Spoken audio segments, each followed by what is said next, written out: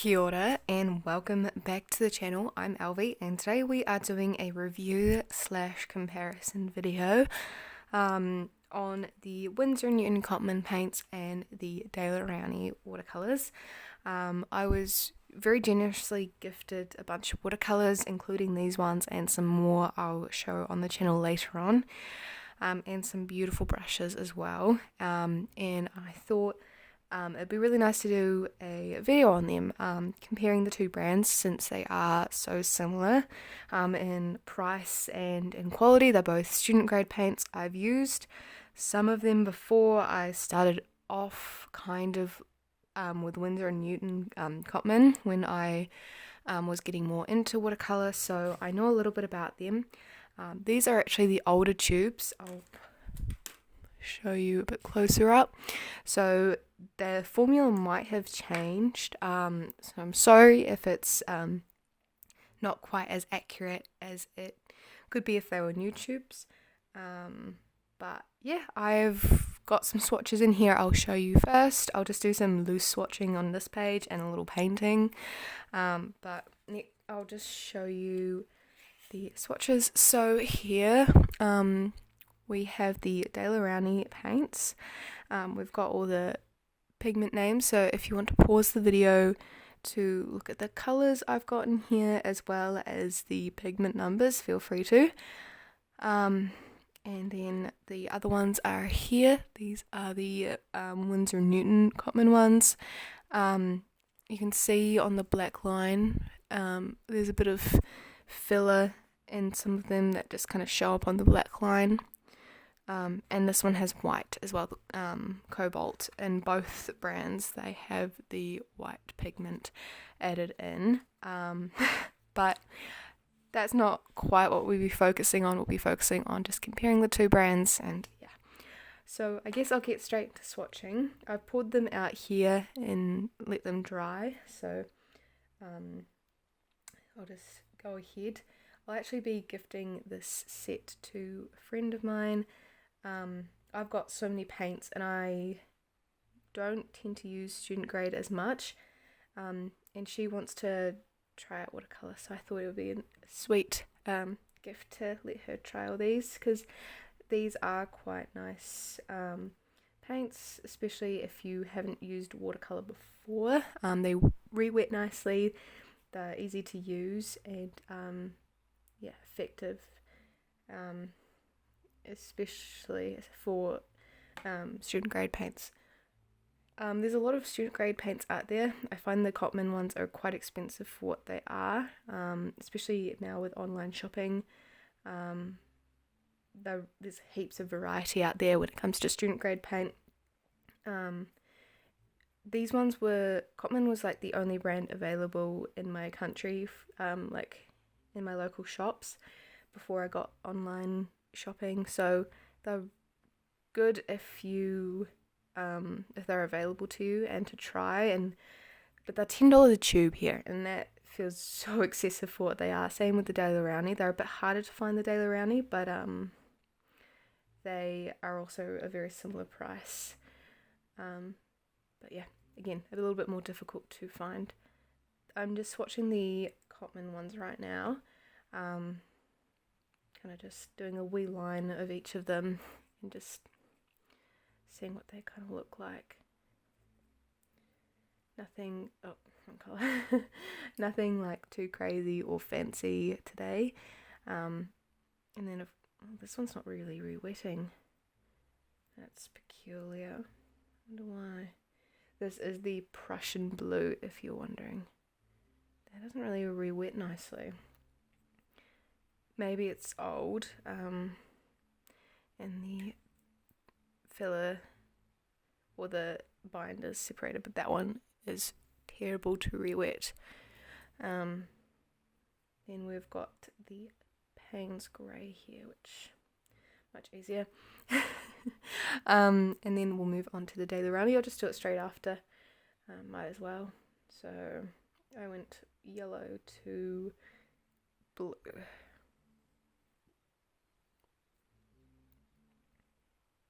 They feel very similar to use, at the moment anyway. I haven't done too many paintings with DALER-ROWNEY. I have wanted to get a set of theirs, so I feel very fortunate to be gifted a set, well, like this many colours by them. I feel so lucky to be able to have them. And I also got some WINSOR NEWTON professional paints, so that will be a video on the channel as well, which I'm pretty excited about. Don't know when that will happen, but it will happen. They look very similar.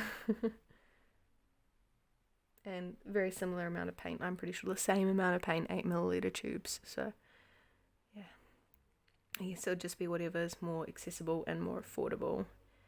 I would avoid the cobalt hue, just because French ultramarine blue is just the same pigment excluding the white, and white can be a pretty frustrating colour to use in mixes when you're just starting out, because it makes it quite opaque. It kind of manipulates the colour a little bit when it comes to mixing, so it's something I'll just avoid if you're new to watercolour.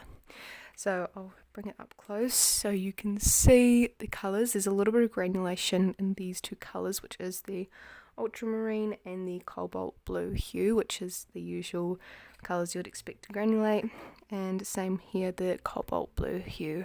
So those are the colours. They look very nice. I would be careful with these reds and maybe the yellows as well with fading and direct sunlight. That's kind of just the gist of student grade paint. They're not as light fast, which you'd be concerned about if you want to sell the work. That's why these are kind of more sketchbook paints. They're really good sketchbook paints, like yeah, they'll work just fine for you. But one thing is also important is the paper you actually use.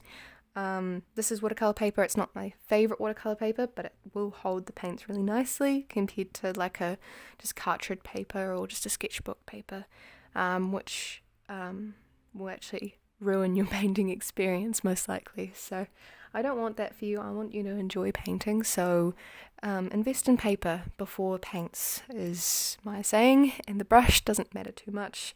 I'm just fortunate in having some nicer brushes, but I have some $2 brushes from the warehouse and they work amazingly.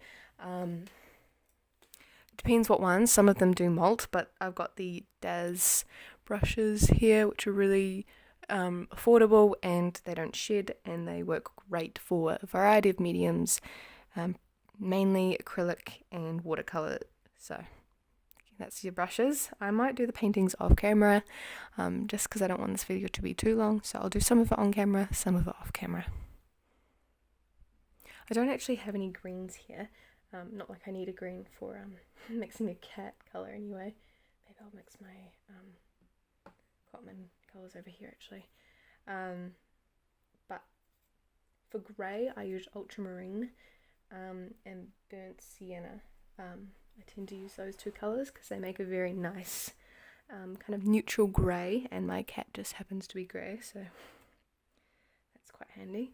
I originally used purple, I bought a purple to make greys, but that didn't work out too well, and I still actually have that purple half pan sitting in one of my paint sets because I just don't use purple as much as I thought I would. With painting, I just thought pretty colour, surely I'd use pretty colours, but no. When it comes to professional paint, student grade paint like this, there are the half pan versions, but I say get a smaller set, like 12 half pan sets are often quite good, because it allows you to get used to the mixing a lot as well, and it's quite important to be able to mix your colours. I find, I know, depending who you ask, priorities for different people. If you just want to have fun, get the larger set. There's no wrong way to paint if you prefer already having the convenient colours, but if you do want to learn mixing colours, I definitely recommend a 12 half pan set. It's also much more affordable, and it's a great skill to learn. So those are the greys. I definitely prefer this grey, but I did add a little bit of red rather than the burnt sienna which I find a little bit hit or miss with the greys. But I just thought I would show you an example of mixing with white. Here I use the cobalt colour, and I'm trying to get a dark grey, but I just can't with the white added in. And yeah, so when mixing colours, it's so hard to get dark colours with the white in the mix. So avoid it if you want your darker colours. Yeah, I just thought I'd let you know that. Another thing I thought I'd explain while I'm here waiting for them to dry is there might be dyes in hues, like with the hues of these paints, because they don't necessarily need to use pigments for the whole paint. There also might be a lot of filler, which is just product added into the paint to make more of it. So it's not going to be large pigment to binder ratio compared to the professional brands. But yeah, student grade paint is student grade paint. You don't want to expect the world from it. And from first impressions, I've really enjoyed them. And well, maybe not first impressions, but from what I've tried out, they're really fun to use. They're easy to use, which is really important. And except for the Prussian blue with the Cotman, they've all been really easy to re-wet and mix. But yeah, I definitely avoid the cobalt hues on both brands. They're very similar to each other. There isn't really any major win for either side. The only thing really different is the Cotman for me is much more accessible, and there's like the half pan sets everywhere in a lot of the shops around, compared to DALER-ROWNEY, which is only a very select few shops in particular places. So it depends what's more accessible and if there is a price difference for you.